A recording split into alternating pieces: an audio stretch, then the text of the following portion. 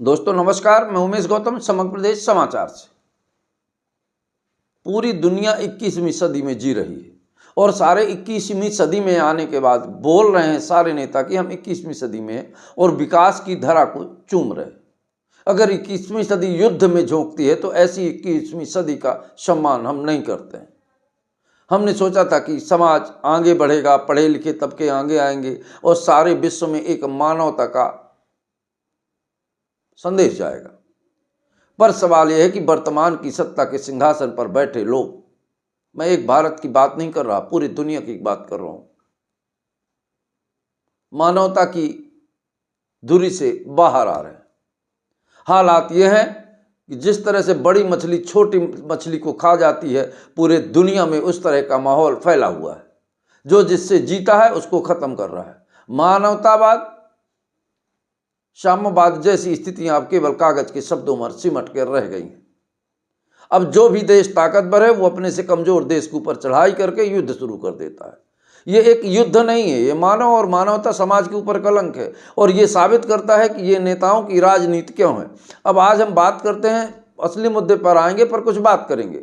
पूरी दुनिया जानती है कि वर्तमान के जितने नेता हैं इनकी क्या हैसियत और क्या चरित्र है। इस बात को तो एपस्टीन फाइल ने खोल ही दिया है।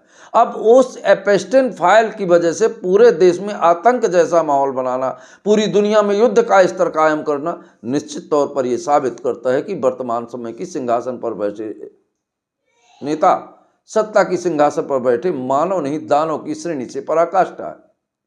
दानव उन्हीं को कहा जाता था जो अपने छोटे व्यक्तियों को, कमजोर सम व्यक्तियों के ऊपर हमला कर उनका पोषण करता था। वही वर्तमान में हालात है पूरे देश में। आप देख लीजिए कि कुछ दिन पहले रूस अपने पड़ोसी देश के ऊपर, कमजोर देश था, चढ़ाई कर दिया और आज तक युद्ध चल रहा है। वहीं इजराइल पड़ोसी देशों पर युद्ध कर रहा है। अमेरिका अपने आप को तानाशाह समझ रहा है और छोटे छोटे देशों पर हमला करके उसे परेशान करता है। किसी भी देश को धमकी देना एक सामान्य सी बात हो गई है।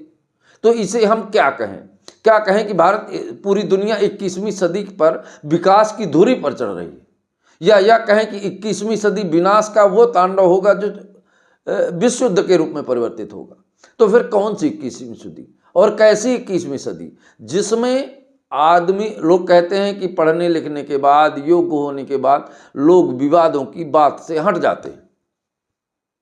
वहीं वर्तमान समय में देखा जाए तो जितने भी देश हैं 21वीं सदी में देश को विश्व युद्ध की तरफ खींच ले रहे हैं। आप देख रहे हैं कि जो भी देश उससे कमजोर देश है, उसके मुखिया को, उस देश को आक्रमण करके उस पर अनैतिक दबाव देते हैं। यहां तक कि जो डरपोक देश हैं उनको भी दबाव देके अपने मन की मनमानी करवाते हैं। तो ये कैसे पूरे विश्व का लोकतंत्र है और ये कैसी मानवता है, या यूं कहें कि मानवता को शर्मसार करते हुए वर्तमान के सिंहासन पर बैठे लोग। और एक विसंगति और है, कहते हैं विश्व राष्ट्र संगठन होता है।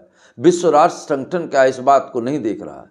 और क्या विश्व राष्ट्र संगठन इस पर कार्रवाई नहीं करता है? क्या विश्व राष्ट्र संगठन इसको नहीं देखता है? अगर देखता है तो इस पर चर्चा क्यों नहीं, इस पर बहस क्यों नहीं, इस पर सुधार क्यों नहीं? क्या युद्ध ही हर चीज का समाधान होता है? आज वर्तमान समय में जहां राज्य को अपने विकास, शिक्षा, रोजगार और अगली ऊंचाइयों में ध्यान देना चाहिए, वहीं आज सारे देश हथियार खरीदने में, परमाणु बम बनाने में, युद्ध की तैयारियों में जुटे हुए हैं। तो इससे देश, किसी भी देश का पूरे दुनिया में विकसित होना और विकास की धुरी पर जाना नहीं लगता कि बिल्कुल कहीं सही होगी। और जो ताकतवर हैं, और एक बात सोच लीजिए, विश्व राष्ट्र संगठन है और कितने अनैतिक तरीके से प्रयोग करते हैं। अब इजराइल और ईरान युद्ध का मतलब है कि ईरान परमाणु बम पर प्रयास न करे। तो अगर ये चाहते हैं कि आने वाले समयों में परमाणु बम ना बनाए जाए ताकि किसी देश में इतने बड़े युद्ध ना हो कि पूरे देश, दुनिया का विनाश हो जाए, तो ये भी बात होनी चाहिए कि जिन देशों ने परमाणु बम बना के रखे हैं उन देशों को अपने परमाणु बम नष्ट कर देना चाहिए। अगर नहीं नष्ट करते हैं और जो देश नहीं बना पाए हैं तो निश्चित तौर पर ये उन देशों को धमकी देते रहते हैं। तो ये तो बिल्कुल गलत हुआ ना। और एक जो सबसे अहम बात है, विश्व स्तर पर पूरे विश्व को संगठित करने वाली बात है, हम देख रहे हैं कि ऐसी इजराइल, अमेरिका और रूस द्वारा जो अपने छोटे देशों को दबाया जा रहा है और जो दूसरे देश हैं खड़े होकर तमाशा देख रहे हैं, इस विषय पे बात नहीं कर रहे हैं, इस विषय पे चर्चा नहीं कर रहे हैं, उनको समझा नहीं रहे, तो एक बात समझ लीजिए, कोई दुनिया में ताकतवर नहीं रह सकता। सबका समय बदलता है। कभी को एक जमाना था कि पूरी दुनिया में अंग्रेजों का शासन था, आज नहीं है।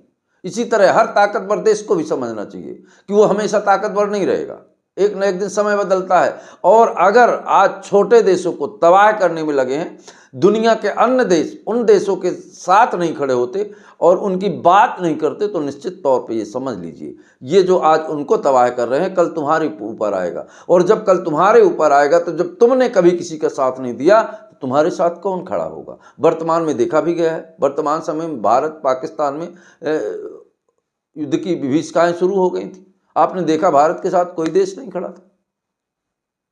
तो ये अगर हम किसी के साथ नहीं खड़े होते तो हमारे साथ कोई नहीं खड़ा होगा। इसलिए इस तरह के युद्धों को पूरे दुनिया के लिए कलंक है। और जो इस युद्ध को पैदा करते हैं और युद्ध की प्रक्रिया को शुरू करते हैं, पूरे विश्व संगठन को इसका विरोध करना चाहिए ताकि किसी भी देश को प्रताड़ित न किया जाए। ये युद्ध नहीं है, ये प्रताड़ना है। अगर युद्ध है तो तुम्हारे घर में परमाणु बम है तो वो क्यों नहीं बना सकता। अगर वो अब नहीं बना सकता तो मानवता तो यह है कि आप भी अपना खत्म कर दो। तो आप ताकतवर हो तो आप जो कर रहे हो वो सही है और दूसरा गलत है। इस तरह से पूरे देश में पूरी दुनिया में मानवता के खिलाफ युद्ध एक कलंक है और ये विभीषिका है। इसके रोकने के लिए सारे विश्व के देशों को इकट्ठा होकर एक न्यायोचित निर्णय लेना पड़ेगा।